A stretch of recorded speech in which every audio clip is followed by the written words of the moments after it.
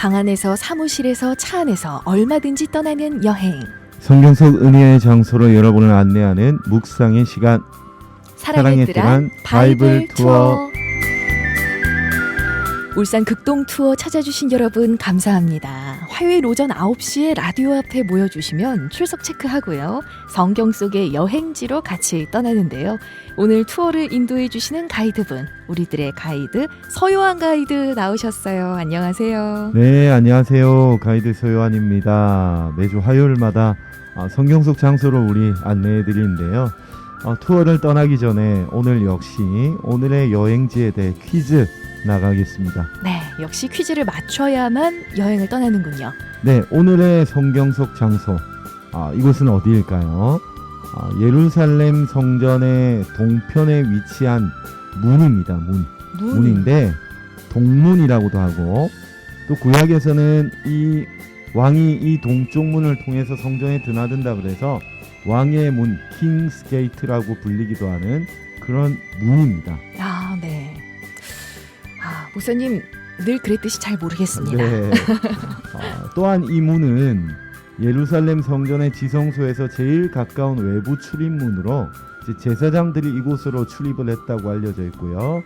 또 기록에 의하면 고린도의 건축 양식으로 굉장히 아름답게 지어진 문이라고 합니다. 네. 오늘은 지역이 아니라 어떤 문이죠. 장소를 얘기를 하고 계시네요. 아름답게 지어진 문. 네.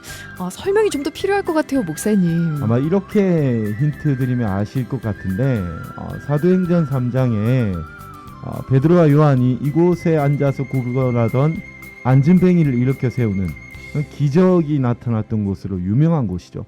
성전의 아름다운 문이라 그래서 뷰티풀 게이트라고 불리는 이 문, 무슨 문일까요? 아름다운 문이라는 이야기가 좀 결정적인 힌트가 될 수 있을 것 같은데요. 네, 어렵게 생각하실 필요 없어요, 그렇죠? 두 글자입니다, 두 글자. 오늘 주관식인가요? 네, 아름다운 문인데 아름다울 미자가 들어가려나요? 네. 목사님 그렇게 다 주시면 어떡해요. 네. 샵 3927번으로 정답 아시는 분은 오늘은 주관식입니다. 정답을 문자로 적어서 보내주시면요. 추첨을 통해 세 분께 선물을 드립니다. 한 번 더 설명해 주실까요? 네, 예루살렘 성전 동쪽에 있는 문으로서 이 베드로와 요한이 안진뱅이를 일으켰던 그 기적의 문이죠.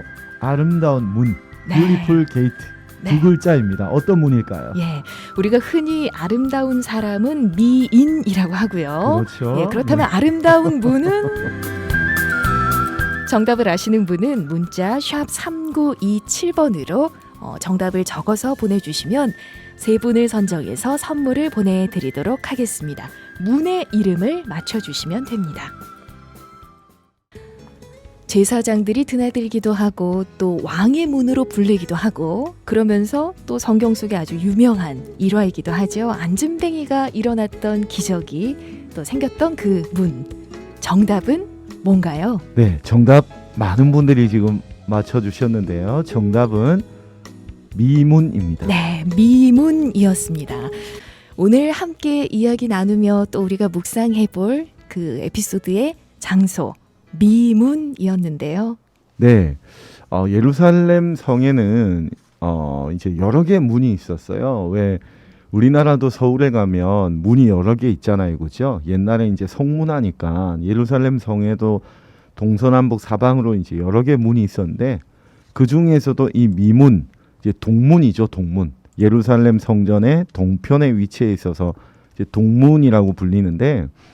구약에 보면 왕이 이 문을 통해서 성전에 드나든다 그래서 왕의 문, 킹스 게이트라고 불리기도 했어요.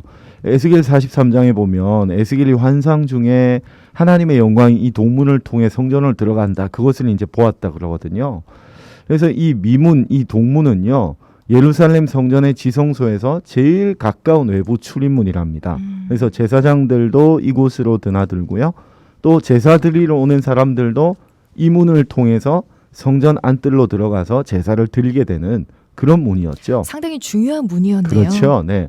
근데 이 문에 이제 이 미문이라는 이름의 유래가 그 그 역사가 요세푸스의 기록에 보면 이 문이 이 고린도의 건축 양식으로 굉장히 아름답고 장엄하게 지어졌다고 해서 뷰티풀 게이트, 미문 이렇게 이름이 붙여졌다고 해요. 네.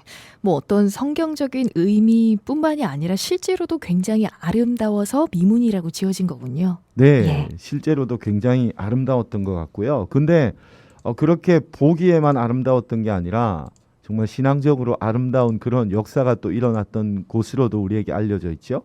사도행전 3장에 그 베드로와 요한이 기도하러 성전에 올라가다가 성전 미문에 앉아 구걸하던 안진뱅이를 일으켜 세우는 기적이 일어나게 되죠.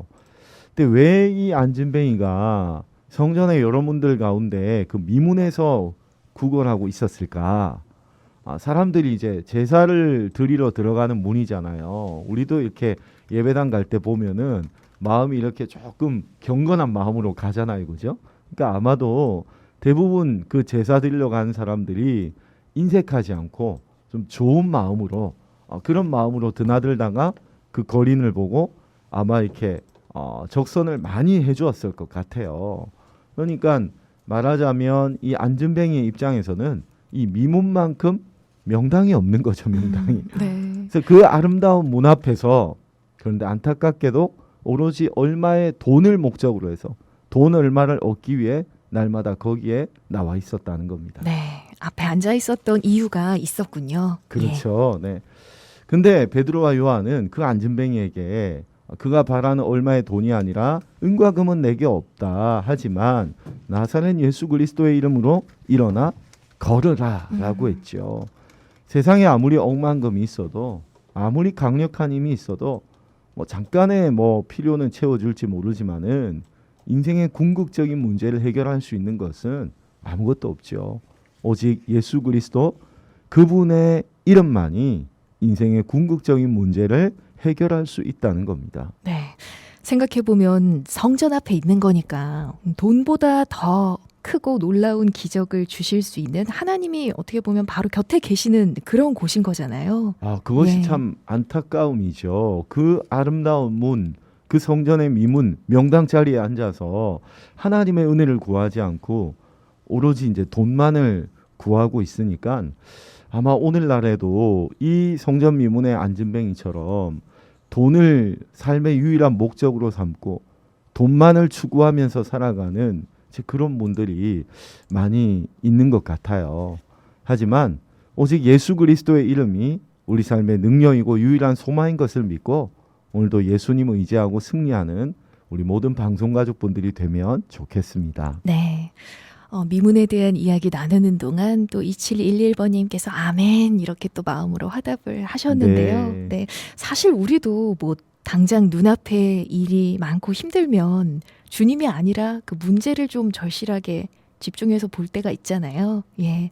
그렇지만 그런 순간에도 유일한 소망인 주님을 찾고 바라보는 마음이 얼마나 중요한지 다시 한번 생각하게 됩니다. 맞습니다. 눈앞에 돈, 눈앞에 생계, 눈앞에 문제 뭐 다 중요하겠지만 우리는 그 너머에 우리의 유일한 소망이신 예수 그리스도의 이름, 그분의 이름을 의지하고 붙드는 것이 가장 중요하다는 것 기억하시면 좋겠고요. 오늘 여러분의 삶 가운데서 정말 예수 그리스도의 이름의 능력으로 해결하기 원하는 그런 일들, 그런 문제, 그런 어려움 또는 예수 그리스도의 이름으로 내 삶에 새롭게 되어야 될 부분 어떤 게 있을지 여러분 한번 나누어 주시면 우리 훨씬 더 풍성한 시간이 될 것 같습니다.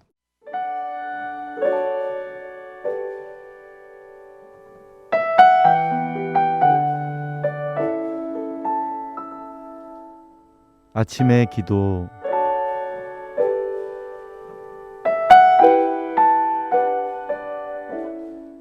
하나님, 주님의 이름에는 놀라운 능력이 있습니다. 그 사실을 믿고 오늘 하루를 살아가게 하시니 감사드립니다.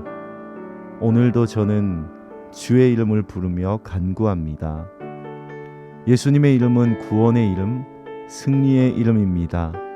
제가 예수님의 이름을 의지할 때 대적의 모든 계획이 무너지게 하시고 주의 능력의 날개 아래 제 영혼을 보호하소서. 주님은 저의 견고한 망대요 환난 중에 피난처가 되십니다.